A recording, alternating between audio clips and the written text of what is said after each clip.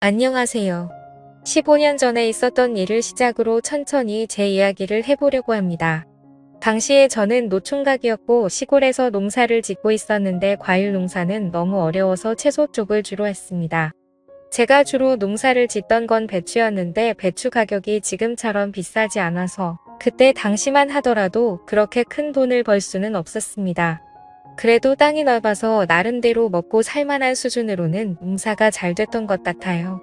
가지고 있는 땅이 워낙에 넓은 편이다 보니 이 모든 걸 혼자 하기가 당시에는 상당히 벅찼습니다. 그래서 안 되겠다 싶어서 마을 사람들에게 서로 품앗이를 하며 부탁을 하려고 했는데 마을 사람들조차도 서로 자신의 농사일이 바쁜 터라 그마저도 어려운 상황이었죠. 그래서 저는 어쩔 수 없이 일당을 주고 일하는 사람을 고용하기로 마음먹었습니다. 그래서 고용업소에 전화해서 일주일 정도 사람이 필요한데 사람 한 명만 보내줄 수 있냐고 물어보니까 농사 쪽은 남자들이 안 가려고 한다면서 아줌마 한 명을 보내준다고 하더라고요. 일당도 비싸게 줘야 하던데 아줌마들도 일을 잘하냐고 물어보니까 걱정하지 마라고 말하며 또뜰한 사람으로 보내줄 테니까 일당이나 두둑하게 챙겨달라고 말하더군요. 그래서 그날 바로 수확을 도와주러 아줌마 한 명이 왔고 그 아줌마는 오자마자 통통하게 익은 배추들을 보면서 배추들이 정말 탱탱하게 잘 익었다면서 속이 꽉 차서 맛있을 것 같다는 말을 하더라고요. 당연히 배추를 보면서 할 수 있는 이야기이지만 그동안 혼자 일했던 밭에서 낯선 아줌마가 저런 말을 하니까 뭔가 모르게 이상여릇한 느낌이 들기도 했습니다. 아무튼 아줌마는 저한테 뭐부터 해야 하냐고 물었고 우선 배추를 하나씩 따서 파트에 옮겨 담으면 된다고 했습니다. 배추 따는 방법은 제가 알려드린다고 말하며 아줌마 옆으로 가서 보여주니까 저에게 멋있다면서 쇠 팔뚝을 만지더라고요. 그러자 얼굴에 붉어지면서 그렇게 안 봤는데 정말 남자답다는 말을 하더라고요. 하라는 일은 안 하고 이상한 분위기를 만드는 아줌마를 보면서 괜히 저까지 수줍고 어색함이 느껴졌습니다. 아무튼 그렇게 배추밭에서의 일이 본격적으로 시작됐고 아줌마는 배추를 하나하나 정성스럽게 잘 따냈습니다. 일하던 중 드디어 점심 먹을 시간이 돼서 중국집에서 시켜 먹겠다고 말하며 짜장면 짬뽕 중 뭐가 좋냐고 물어보니까 아줌마는 짬뽕이 좋다고 하더라고요. 그렇게 저희는 짬뽕 하나 짜장면 하나 시켜서 배추밭 근처에서 점심을 먹었는데 짬뽕이 너무 안 됐다면서 고추 있으면 좀 달라고 하더라고요. 저는 순간적으로 뜨끔했지만 한켠에 고추도 조금 기르고 있었기 때문에 하나 따서 줬는데 고추가 아주 큼직하게 좋다면서 제 눈을 똑바로 쳐다보면서 말하더라고요. 이 아줌마의 모든 행동과 말이 뭔가 좀 애매하게 다가오는 것 같았습니다. 우리가 평상시 쓰는 말이고 우리가 평상시 하는 행동 같았지만 저 아줌마가 하면 뭔가 다른 느낌을 준다고 해야 할까요? 타고난 은탕함이 있는 여자 같았습니다. 그러다 보니 괜히 별것도 아닌 것 가지고 이상하게 느끼기도 하고 기분이 야릇해지면서 어떨 때는 긴장돼서 땀까지 흘릴 정도였습니다. 그렇게 점심을 먹고 다시 일을 시작했는데 뜬금없이 아줌마가 저에게 휴대폰으로 드라마를 볼 수 없냐고 물어보더라고요. 저는 드라마를 안 보기 때문에 라디오가 없다고 대답하니까 일하는 건 좋은데 너무 심심하다며 뭐라도 들으면서 일하고 싶었는데 아쉽다고 말하더군요. 그러면서 저에게 말을 걸기 시작했습니다. 이야기하면서 일하면 더 시간이 잘 가지 않겠냐면서 그때부터 이것저것 물어보기 시작했습니다. 결혼은 하셨냐? 이 농사는 언제부터 시작했냐? 6시 내 고향에 출연해 봤냐? 등 온갖 걸 다 물어보더라고요. 조금씩 대답을 해주니까 어느 순간부터 그 아줌마는 저에게 대답하기 곤란한 질문들까지 쏟아내기 시작했습니다. 왜 그 나이 되도록 결혼을 못했냐고 물어보는데 혹시 남자로서 문제가 있는 게 아니냐는 말까지 서슴없이 하더라고요. 저는 그래도 남자이고 제가 고용한 사람한테 이런 말까지 들어야 하나 싶어서 아줌마에게 화를 냈고 그러지 않아도 노력하는 중인데 기분 나쁘게 말하지 말라고 했습니다. 비록 농촌 가겠지라도 아무래도 슬슬 결혼은 해야 할 것 같다는 생각이 들어서 이곳저곳 수소문을 받지만 농촌으로 결혼을 오려는 여자는 없었다고 말했습니다.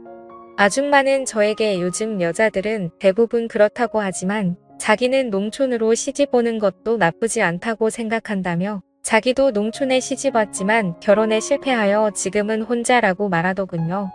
그러면서 아줌마는 그런 외국인 아내랑 결혼할 생각은 안 해봤냐고 하며 요새 그게 대세라고 하더라고요.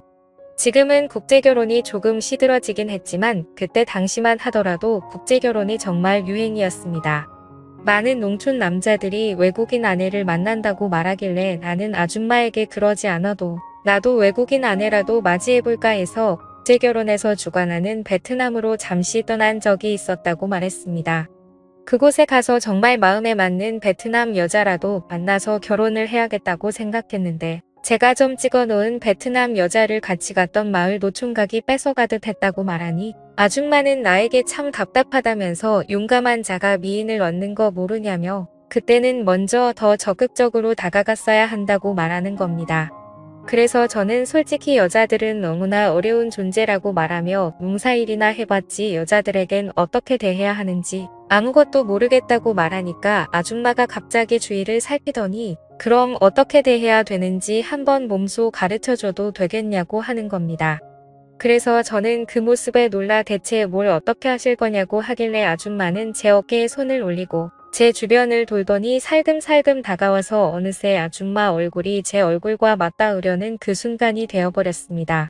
저는 당황해서 눈을 감아버렸는데 아줌마가 어서 눈 뜨라며 저를 툭툭 치기 시작했고 깜짝 놀란 저와는 다르게 아줌마는 별것도 아닌 거에 왜 그러냐고 하더라고요. 여자를 안 만나본 티가 난다면서 이렇게 순둥이처럼 행동하면 여자들이 싫어한다는 조언을 해주더라고요. 그리고는 이내 아줌마가 자긴 어떠냐면서 이렇게 봐도 그쪽이랑 10살 정도밖에 차이 안 날 것 같다면서 자기는 충분히 저한테 시집와도 잘할 자신 있다고 하는데 저도 한참을 고민하게 되더라고요. 이걸 고민하는 제 모습을 보면서 스스로 자존심도 상하고 너무나도 짜증났습니다. 갑작스레 저한테 시집을 오겠다는 그녀의 말에 모든 게 다 빠르게 휘몰아치는 느낌이 들었거든요.